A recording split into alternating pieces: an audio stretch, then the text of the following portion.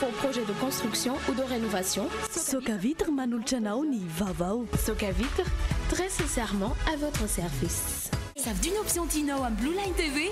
Blue Line TV, ça fait Sarinjinch manulchanao ni vavao. Blue Line TV, ça fait Sarinjinch. La couche molle fixe est beaucoup plus absorbante que les autres couches connues. Les couches molle fixe manulchanao ni fampalalambavao. La 4G Batelma vous présente ni vavao.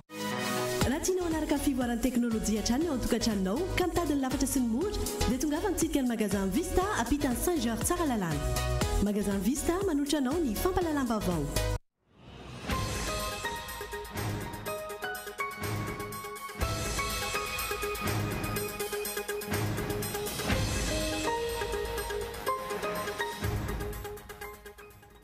Samba teto amin'ny tantaran'ny République Madagasikara no tsy nisy ny kabary fitanisana zavabita sy firarintsofanao ny filoham-pirenena isaky ny faran'ny taona. Everiny mpanara-baovao fa ny tsy fisian'ny zavabita mivaingana vokatry ny tsy fahaiza mitantana no antony nanafoanana io fombafomba fanao io. Nahatratra 420 ireo raisina teny amin'ny sampana vonjitaitra Asiera ny alahady fa 1 Desambra 2024 sy ny alatsinainy voalohan'ny volana Janoary 2024. Vokatry ny lozam-pifamoivozana no nahitana ta ambony raha ny fanazavana azo androany. Fantatra androany fa hiditra an-tanety amin'ny faran'ny herinandro ilay rivo-doza izay mitana ny sainy maro araka ny fanambarana ministera misahana ny toetry ny andro. Faritra maro no nahazo fanambarana sy fifampitandremana. Ho tsara ny voakabary aloha amin'ny ity taona ity raha nambaran'ireo tantsaha. Ahiny izy ireo ho simba nefa izany raha mbola mitoy ny rotsakorana eto an-drenivohitra. Maresaka iraisam-pirenena mitohy ary mihamafy hatrany ny fihetsiketsehana ao Iran amin'izao fotoana izao. Tao anatin'ny 5 andro, olona 13 no namony ainy ka mpitandro filaminana ndray tamin'ireo. Nandinireo arahanao afaka fotoana fohy.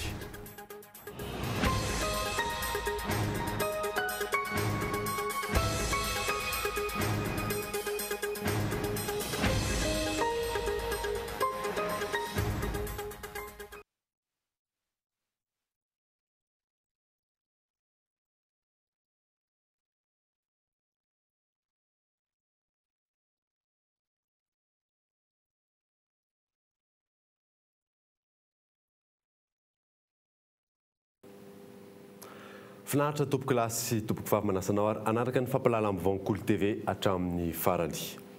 Nanomboantsika ny vaovao dia sambany teo amin'ny tantaran'ny République Madagasikara no tsy nisian'ny kabary fitanisana ny zavabita sy firarintsofanao ny filoham-pirenena isaky ny faran'ny taona. Everiny mpanara-baovao fa ny tsy fisian'ny zavabita mivaingana vokatry ny tsy fahaiza mitantana no antony nanafoanana io fomba fanao io.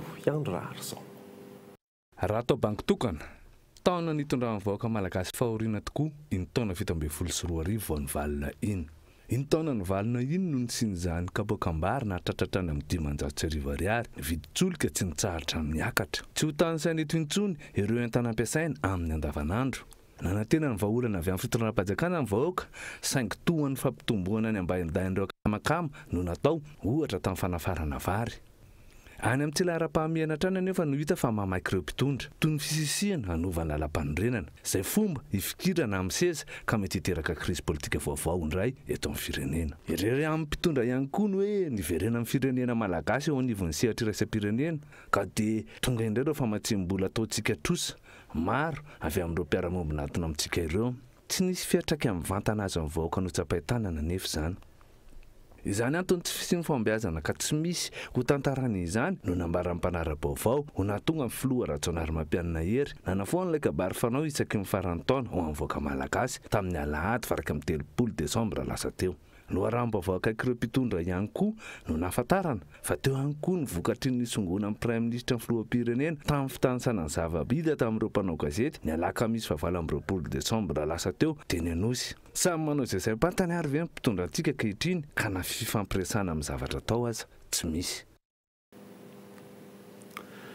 manoloana ny fihetsiky ny mpitondra nandritry ny fetiny krismasy sy farantaona ireny dia maro no mihevitra fa vola kakafotra ny omaly tsy miova ihany ity taona vaovao 2024 ity faradiny Hiandry Raharson-trano.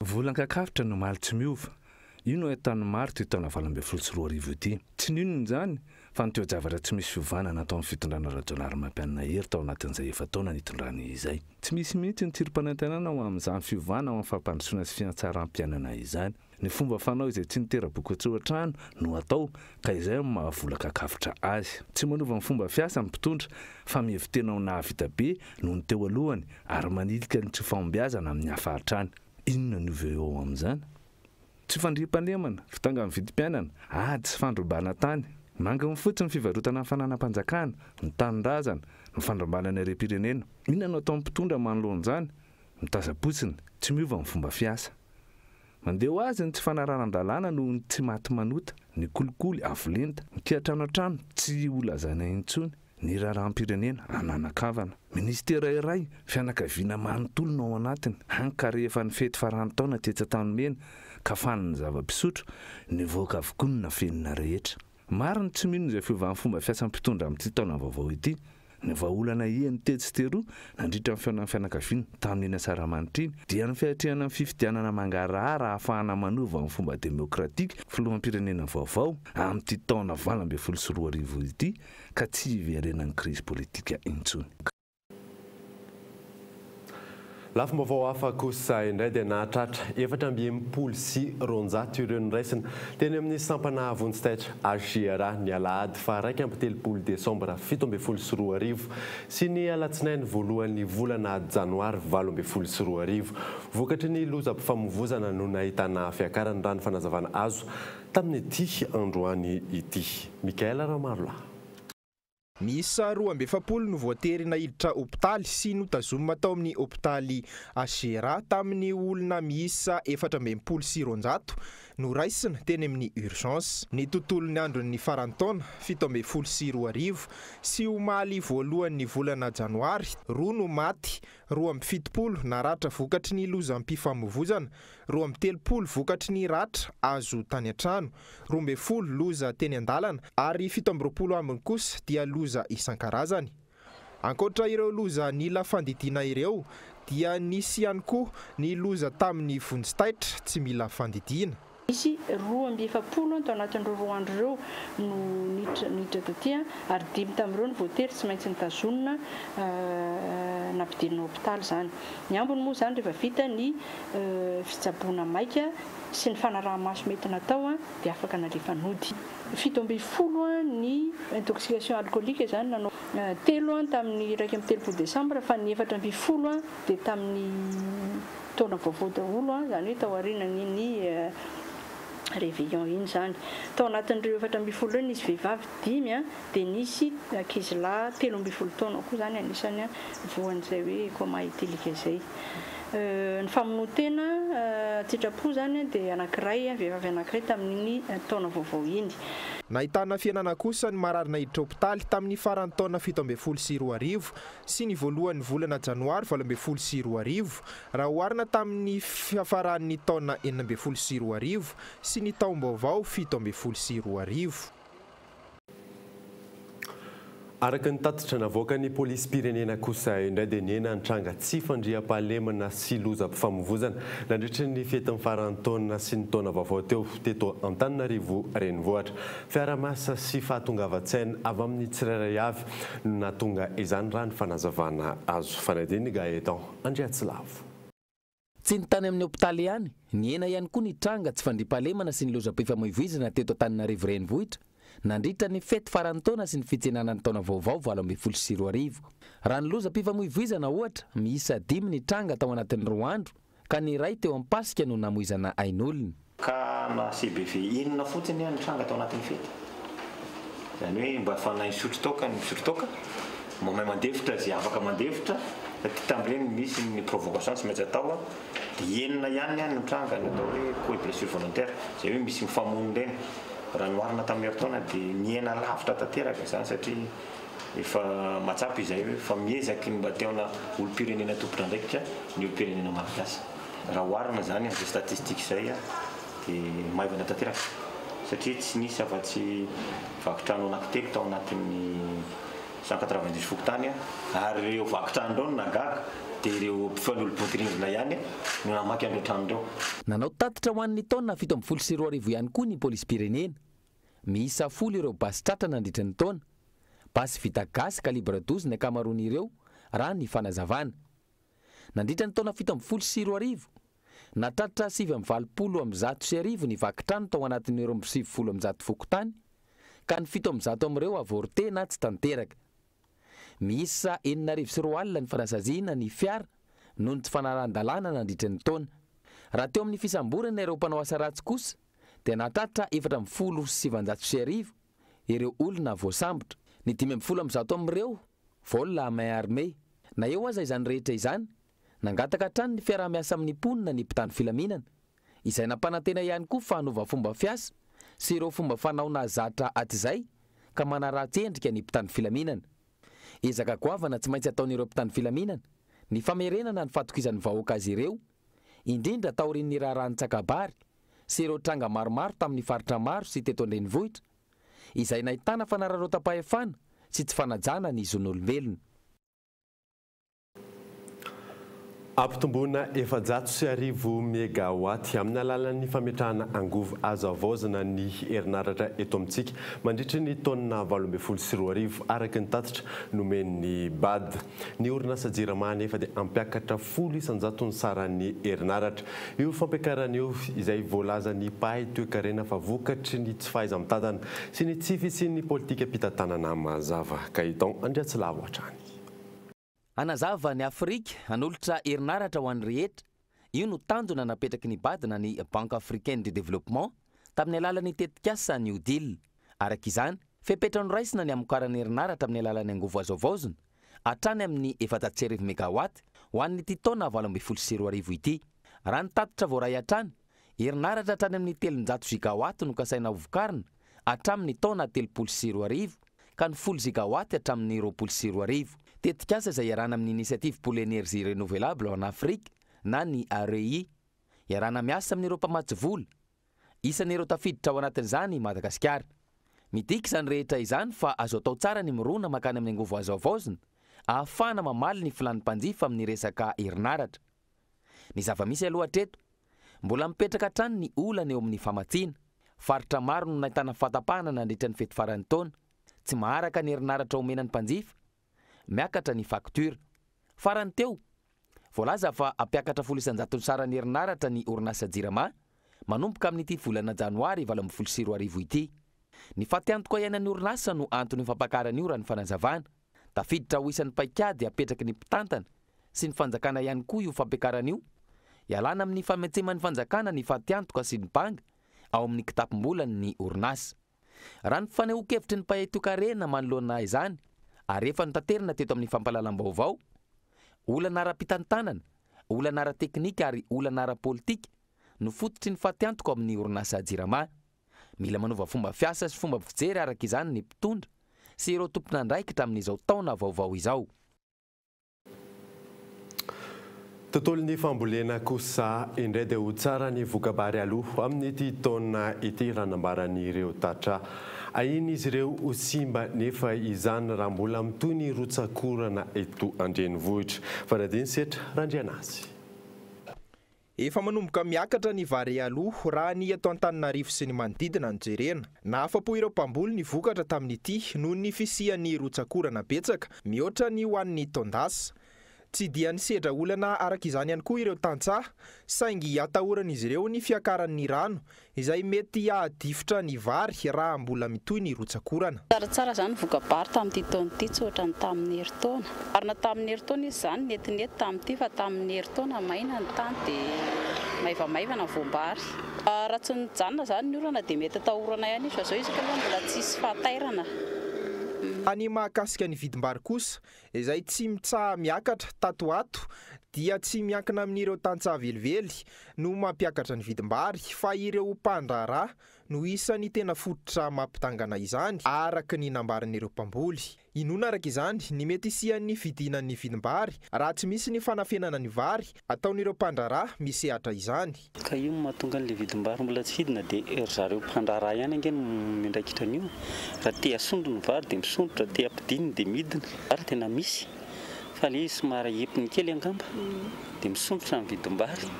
Isan'ny sakafo tsy afa-misaraka amin'ny malagasy ny vary. Ankehitriny anefa misedra olana goavana manoloana ny fiakaran'ny vidim-bary ny vahoaka. Miravoravo tanana ny ministera tompon'andraikitra tsy misy vahaolana matipaika ampihenana ny vidim-bary sy ampitomboana ny traikefan'ireo tantsaha mba hanatsarana ny vokatra. Fantatra androany fa hiditra an-tanety amin'ny farany herinandro io ilay rivo-doza izay mitana ny sainan'ny maro araka ny fanambaran'ny ministera misana ny toetry ny andro. Faritra maro no nahazo fanambarana sy fampitandremana tamin'izany. Mikael Ramallah. Rivo-doza iray ny forona ao amin'ny ranomasimbe Indiana no fantatra fa hiditra ny morontsiraky Madagasikara. 500 kilometatra atsinanan'ny Sainte-Marie no misy azy ankehitriny ary ahina hiditra an-tanety ny alakamisy fa 4 janoary na ny zoma fa 5 janoary ho avy izao. Araka ny vinavinany sampana mpamantatra ny toetry ny andro dia iahitombo hery ity rivo-doza ity. Rivo-doza izay mbola tsy nahazo anarana aloha hatreto. Ny faritra Antsinanana sy Alaotra Mangoro sy ny distrika Anantalahy Analanjirofo dia efa nahazo fampiomanana sahady. Nahazo fampitandremana ihany koa ireo mpiandrika sy mpanjono izay mpampiasa ny ranomasina eo anelanelan'ny Antalahy sy Toamasina amin'ny mety isian'ny tafiotra mahery miampy oram-baratra. Fotoana ny dokavarotra indray isika izao aorian'izay hijeritsika ny asa miavaka iray izay fanaovana haingo amin'ny alalan'ny ratin'akondro. Eo ihany koa ny famahanan'olana misy eo anivon'ny fédération sy ny ligue n'Analamanga eo amin'ny taranja rugby. Isin'ny fividianana io izay filohan'ny ligue n'Analamanga ny faran'ny volana janoary ho avy izao. Rehefa avy eo ary.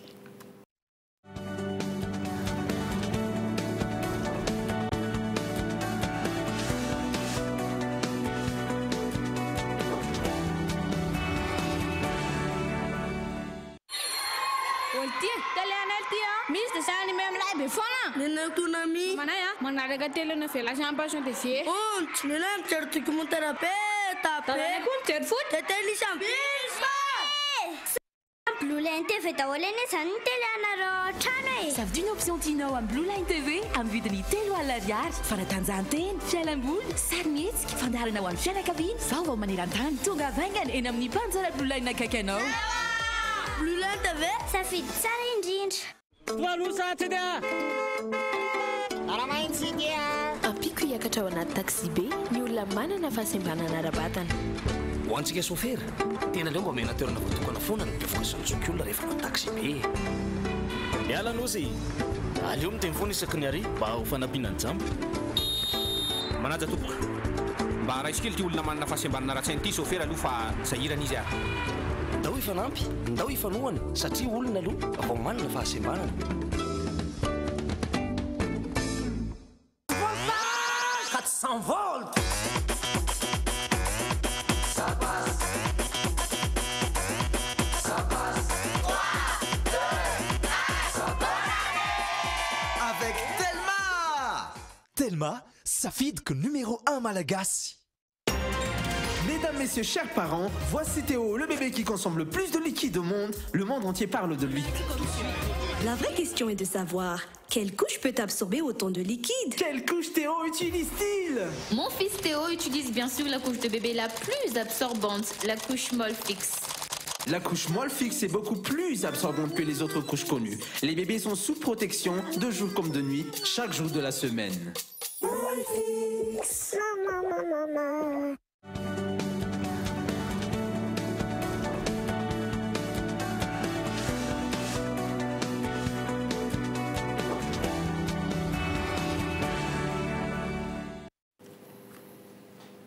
Miverina eto amin'ny fampahalalam-baovao isika. Asa miavaka iray indray no entina aminao anatin'ity fanadihadiana manaraka ity dia fanaovana haingo amin'ny alalan'ny ratin'akondro. Mbola malalaka ity sehatra ity eto Madagasikara saingy ilaina fifehezana manokana ny asa. Fanadihany miantarandrianay. Fanamboarana haingo sy taozavatra amin'ny alalan'ny ratin'akondro. Efa mipolony ny mpanao asa tanana mirona amin'ny fanaovana izany ankehitriny, toa ny fanomezan-tsoa Filemon. Rehefa nahatratra 20 taona no nanaovan'ny asa tanana malagasy, nandroso lalina kokoa amin'ny fanamboarana taozavatra amin'ny alalan'ny ratin'akondro izy. Volana vitsivitsy izay noho ny fankafizan'ny vahiny izany. Le ratin'akondro io nalefanay dia misy arona fangaro fare zany le entana arakaraka le commande-le vazaha. Fa izy zany raha mandeha hivato dia sarotra be no amoahana azy eny. Any le tonga dia confisqué fa tsy maintsy conteneur ny anay no mameno conteneur zany dia io tsy vitanay irery fa association betsabetsaka zany zay mameno le conteneur. Mandeha daholo le ara malagasy aloha tena mandeha fa izay fotsiny problème sakanan'le avaty le atsika tsy avelan'ny zareo mandeha fa ny an'indray le avela mivoaka makaty. Isan'andro miainga amin'ny 7 maraina ao an-tranony izy no mandeha maka ny akora fototra ilaina. Mifanampy amin'ny vadiny kosa amin'ny fanamboarana sy famadihana azo haingo sy ny maro hafa. Mahavita maherin'ny 2 isan'andro fanomezan-tsoa Filemon raha ny fanazavana. Izy zany tsy mety raha vao mando ohatran'izao ny ratiny fa tsy maintsy maina ohatran'izao zany ny alaina. Dia ity mbola hosorana be mihitsy na rehefa mipetaka mila koa dia mangirana be ohatr'izao. Maina ohatr'izao fa raha mando ohatran'ity izao dia tsy mety. Ohatra zao maka an'ity zao dia mandrapahaferina ny gony io zao dia feno dia tonga any an-trano dia mbola maka boaritra indray dia manao misy gabarit dia manao maka an'ilay gabarit. Hoe ny estetika ny mafimafy ny boaritra satria le izy set de table ny fasiana vilia ireny ka raha zavatra boaritra malenileny ampiasainao dia vetivety dia miklepaka. Ny tapony zany tsy voatery ratin'akondro fa le rabanina ireny dia trondro zao ny anay nataona eo dia le trondro tsy maintsy misy hoe kirakirany zany le trondro dia iny décorenao amin'le rabanina le kirakirany iny dia ny ao ambadika zany tonga dia ratin'akondro ray manontolo. Vahiny avy amin'ny firenena toa ny Canada, France, Italia no mpandray ity asa tanana vita amin'ny ratin'akondro ity. Amanetsy ny arary ny anjifa ny vahiny ny vokatra iray, miankina amin'ny paozy sy ny kalitaony anefa izany raha nambarin'ity mpanao asa tanana ity hatrany. Eo amin'ny tsenany agenda eto Antananarivo kosa indray dia mandeha ny tsena raha ny fanazavan'ireo mpivarotra. Ireo entana manodidina ny 7,000 ariary no mahasarika ireo mpanjifa. Manaraka izay moa dia mitontona andro talata sy alakamisy sy avokoa ny ankamaroan'ny andro tsy fiasana amin'ity taona 2022 ity. Narindrarindra no manana. Zava-dehibe eo amin'ny tsirairay ireo 523 andro diavina amin'ity taona ity. Ho andro izay no niditra tanteraka ao anatin'ny taona vaovao ny malagasy. Fandaminana ny fotoana sy ireo andro entina hametrahana ny zavatra ao anatin'izany taona izany no tanjona. Ao anatin'izay fandaminana ny fotoana izay mandeha hatrany ny tsiran'ireo mpivarotra na dia eo aza ny fivoaran'ny teknôlôjia amin'izao fotoana izao. Izy mandefa tsy mety vidy lafo ny olona eo amin'ny 35 dia fa amin'ny 60 anomboka tamin'ny akaikaiky fety iny zany paraparan'ny taona iny dia mandroso maka 20 dia malafo eo amin'ny 520 ao anatin'ny herinandro. Tafiditra ao anatin'izany ny fijeren'ireo andro tsy hiasana nefa andrasaka ramba izay milatsaka andro talata sy alakamisy ny ankamaroan'izay. Isan'izany talata voalohan'ny volana May izay entina anamarena ny fetin'ny asa, ny 9 Jona ny fahatsiarovana ny fetin'ny fahaleovan-tena-pirenena sy ny 5 Desambra izay fetin'ny krismasy. Manarak'izay ny 7 Martsa izay atsiarovana n'ireo mahery fo tamin'ny taona 720 izay milatsaka andro alakamisy. Torak'izay ny voalohan'ny volana Novambra izay fetin'ny olo-masina sy maty. Vaovao ara-panatanjahantena kosa indray dia ho famahana ny olana misy eo anivon'ny fédération sy ny ligna Analamanga eo amin'ny taranja rugby dia isin'ny fividianana izay ho filohan'ny ligna Analamanga ny faran'ny volana janoary ho avy izao. Misokatra manomboka rampitso kosa ny firotsaham-pifidiana ho an'ireo izay kandida mahafeno ny fepetra takiny fanadinika eto Andriatsilavo. Isokatra rapitso fa 3 volana janoary ny fanaterana ny antonta-taratasy filatsaham-pifidiana izay filohan'ny ligna Analamanga. Manana 10 andro ireo ilatsaka hofidiana, izany hoe rapitso hatramin'ny 17 ny volana janoary amenona ireo fepetra rehetra takina. Olona efa nitantana fileuvana na club moa zany ny filazantsika azy zay zany izy anankiray mitondra ny fanamariana an'izay ao anatin'ny antonta-taratasiny. Olona ihany koa efa mpilalao ny taranja baolina lavalava afaka mitondra ny kopia ny photocopie ny karaha-pilalaovana izy olona 5 taona ary ny zava-dehibe indrindra dia olona mbola tsy nisazy, izany hoe sady tsy voasazy izy teo amin'ny seha-piarahamonina eo amin'ny lafiny ara-pitsarana zany sy ihany koa mbola tsy voasazy izy teo amin'ny tontolon'ny fanatanjahantena izay nandraisany andraikitra hatramin'izay 5 taona efa voalazako teo ary manana ny niveau baccalauréat. Ireo zany no fepetra. Ho famahana ny disadisa misy eo anivon'ny fédération sy ny ligna Analamanga tsy maintsy ho karakaraina ny fifidianana izay ho filoha. Filoha indrindra aloha zany arak'izay maheken'ny rehetrarehetra izay dia efa vonona iara asa amin'ny rehetrarehetra zany izy, efa zavatra tsara izay. Fa ny anankiray faharoa ho an'izay filoha vaovao ho lany dia mba ho modely izy amin'ny fanarahan-dalàna satria natao anatin'ny tontolon'ny fanatanjahantena dia ny fanarahana fifehezana ny zava-dehibe indrindra izay ny alohan'ny rehetrarehetra. Rehefa avy eo fifanajana eo amin'ny samy antanatohatra na eo amin'ny samy mitovy amin'ny tena, mino izahay fa anana an'izay fihetsika sy toetra izay ilay filoha vaovao io matoko izy moa zany no milatsaka dia manana ny etaetana izy amin'ny fampandrosoana n'ilay baolina lavalava eto Analamanga. Antenaina araka izany fa hitondra filaminana eo amin'ny tontolon'ny baolina lavalava eto amintsika io fifidianana izay ho tanterahana ny faraka amin'ny 30 volana janoary io. Ny rugby izay misedra olana goavana amin'izao fotoana izao. Tontolon'ny fanatanjahantena izay hatrany fa any ivelany kosa indray dia nanomboka omaly ny andro faha-12 ny Premier League any Angleterre. Itoy annual izany ireto ary ny vokatra sy ny fandaharan-dalao. Fanadina volana Ravelonjanahary. Nanomboka omaly ny andro faha-12 ny Premier League any Angleterre nivoaka mandresy Manchester United raha niona tamin'ny Everton tamin'ny isa 2-0. Niondrika teo anatrehan'ny Newcastle Stoke City tamin'ny isa 1-0. Tamin'ny isa 3-0 ny niondrian'ny Huddersfield Town raha niona tamin'ny Leicester City. Burnley resin'ny Liverpool tamin'ny isa 2-0. Adsala 2-0 ny sarahan'ny Brinton sy Bournemouth. Mbola itoy annual izay andro faha-12 ny Premier League izay ka lalao efatra no tanterahana amin'izany.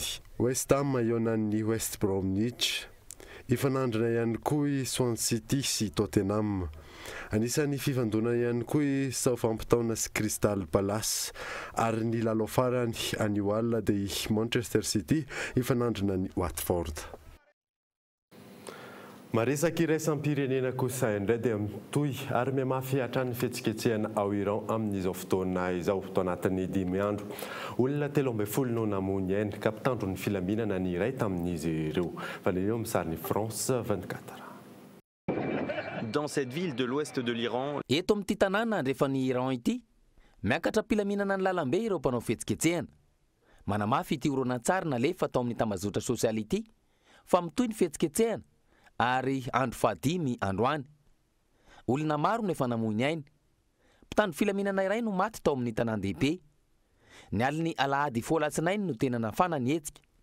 Olona 10 no namoiny ainy araka ny fampitam-baovao avy amin'ny tele iranianina. Fitakina ny fametrahana ao ambonin'ny aina saingy ho an'ny filoha Hassan Rouhani ambony kokoa ireo fitakina hafa.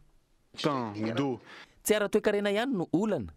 Tsy hoe midina eny an-dalambe ny olona ilaza fa mila vola bebe kokoa na mofo sy sakafo sy rano. Mitaky zavatra hafa izy ireo. Ohatra hoe omena fahafahana bebe kokoa. Kabary izay tsy nahasakana ireo mpitandro filaminana iroso amin'ny fisamborana. Omaly alatsinainy nivondrona ireo mpomba ny fitondrana fivoriana maro no hita atao amin'ny tanàna maro tany an-toerana ho an'ny governemanta goavana ny tolona dia ny fampitsarana aingana ny afatezeran'ny mponina izay isan'ny lehibe indrindra hatramin'ny taona 2024 miezaka hatrany ny ampitsatra ny fetsiketsehana ireo tompona andraikitra très prisé en Iran. Alohan'ny sarana daverina aminao ireo vaovao songadina tamin'ity alina ity. Nahatratra 720 ireo niraisina teny amin'ny sampana vonjitaitra Achiara ny alahady fa 2 Desambra 2024 sy ny alatsinainy voalohan'ny volana Janoary 2024. Fantatra androany moa fa hiditra an-tanety amin'ny faran'ny herinandro io ilay rivo-doza izay mitana saina maro araka ny fanambaran'ny ministera misahana ny toetry ny andro. Ary farany moa dia ho tsara ny vokabary aloha amin'ity taona ity raha nambaran'ireo tantsaha. Ahiny izy ireo ho simba nefa izany raha mbola mitony rotsakorana eto andrenivohitra. Izay mamarina ny vaovao tamin'ity alina ity ankasitrany ianao nanaraka izany soava tsara daholo tompoko.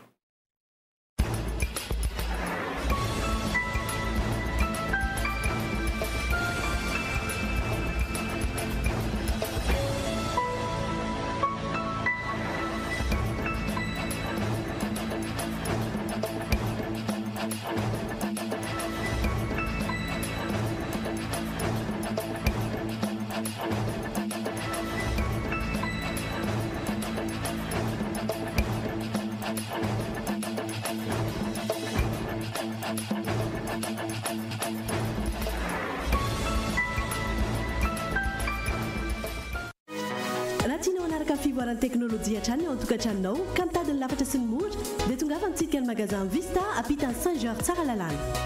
Narahinao teo ny vaovao niaraka tamin'ny magasin Vista. La 4G by Telma vous a présenté Ni Vavao. La couche molle fixe est beaucoup plus absorbante que les autres couches connues. Narahinao teo ny fampalalamba-vao niaraka tamin'ny couche molle fixe. Savent d'une option Tino en Blue Line TV en vue Ni vaovao dia niarahanao tamin'ny Blue Line TV safidy tsara indrindra. Blue Line TV safidy tsara indrindra. Pour tous vos projets de construction ou de rénovation. Narahinao teo ny fampalalamba-vao niaraka tamin'ny Soca Vitre. Soca Vitre, très sincèrement à votre service.